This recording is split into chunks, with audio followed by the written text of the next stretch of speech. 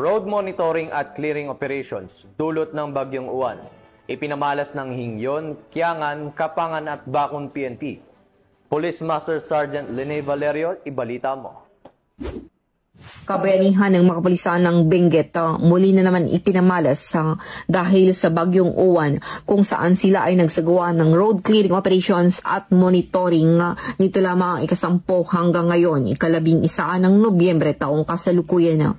Sa itugon, nilinis ng mga pulis ang mga natumbang sanga ng puno, bato at iba pang sagabal sa kalsada na dulot ng nasabing bagyo sa iba't ibang barangay upang matiyak ang ligtas na pagdaan ng mga motorista. Sa Kapangan, nagsagawa ng palilinis ng mga tauhan ng Kapangan MPS kasama ang Kapangan Municipal Disaster Risk Reduction at Management Office sa Barangay Datakan at Barangay Central.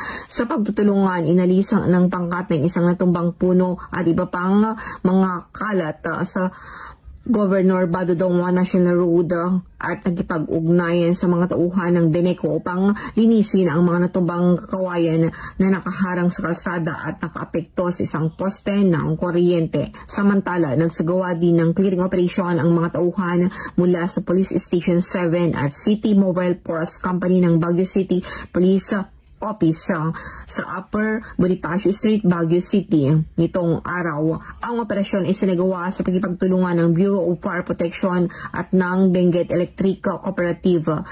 Dito sa yung DNN correspondent, Police Master Sergeant Lagad ng batas, magtatagoy ng balitang